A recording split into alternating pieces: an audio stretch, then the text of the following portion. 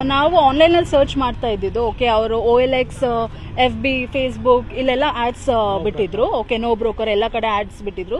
That under lease ನಾವೆಲ್ಲ ಲೀಸ್ಗೆ ಹುಡುಕ್ತಾ ಇದ್ದಿದ್ದು. Okay, 3 years contract, 2 years contract, ಆ ಥರ. ಕಂಪ್ನಿ ಕಟ್ಟಿನ ಹೋಮ್ಸ್ ಪ್ರೈವೇಟ್ ಲಿಮಿಟೆಡ್ ಅಂತ ಕಂಪ್ನಿ ಇದೆ. ಅಂಡರ್ ಅಲ್ಲಿ ಇಷ್ಟು ಮನೆಗಳು ಲೀಸ್ಗಿದೆ ಅಂತ. ಸೊ ಅವ್ರದ್ದು ಏನು ಕಾನ್ಸೆಪ್ಟ್ ಅಂದ್ರೆ ಬೇರೆ ಓನರ್ಸ್ ಇಂದ ಡೈರೆಕ್ಟ್ ಆಗಿ ಅವ್ರ ರೆಂಟ್ಗೆ ಮನೇನ ತಗೊಂಡು ನಮಗೆ ಸಬ್ಲೀಸ್ ಮಾಡ್ತಾರೆ.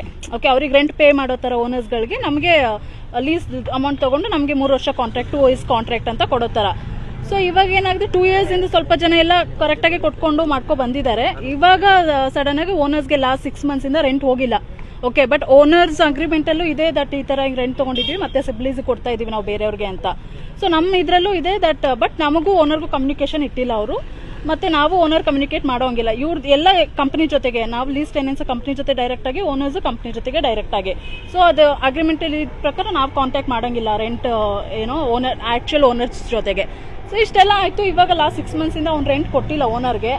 ಸೊ ಅದೇ ಇವಾಗ ಲಾಸ್ಟ್ 6 months ಇಂದ ರೆಂಟ್ ಹೋಗದೆ ಇರೋದಕ್ಕೆ ನಮಗೆ ಓನರ್ಸ್ ಪ್ರೆಷರೈಸ್ ಮಾಡ್ತಿದ್ದಾರೆ ವೆಕೇಟ್ ಮಾಡಿ ಅಂತ ಅಂದ್ಬಿಟ್ಟು. ಓಕೆ, ಬಟ್ ನಮಗೆ ಕಾಂಟ್ರಾಕ್ಟ್ ಅಗ್ರಿಮೆಂಟ್ ಆಗಿರೋದು ವಿವೇಕ್ ಕೇಶವನ್ ಜೊತೆ, ಕಟ್ಟಿನ ಹೋಮ್ಸ್ ಜೊತೆ.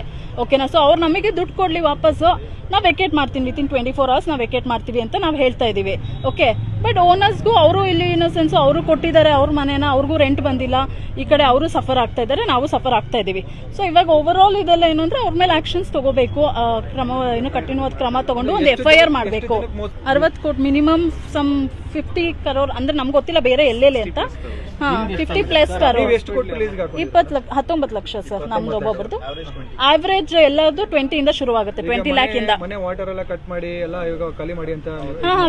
ಕೆಲವೊಬ್ರಿಗೆಲ್ಲ ಪ್ರೆಷರ್ ಶುರು ಆಗಿದೆ, ಬೇರೆಯವ್ರಿಗೆಲ್ಲ. ಈಗ ನಮ್ಗೆಲ್ಲ ನಮ್ಮ ಓನರ್ಸ್ ಎಲ್ಲ ಲೀಗಲಿ ಶುರು ಮಾಡಿದ್ದಾರೆ ಅಷ್ಟೇ. ಈಗ ನಿಮಗೆ ಕಟ್ಟಿರೋ ದುಡ್ಡು ಇಲ್ಲ, ಮನೇನೂ ಇಲ್ಲ. ಹೌದು, ಆ ತರ ಆಗಿದೆ. ಇವಾಗ ಮನೆ ಕಡೆಯಿಂದನೂ ನಮ್ ಪ್ರೆಷರ್ ಬರ್ತಿದೆ, ಓನರ್ ಕಡೆಯಿಂದ ವೆಕೇಟ್ ಮಾಡ್ಬೇಕು ಅಂತ ಅಂದ್ಬಿಟ್ಟು.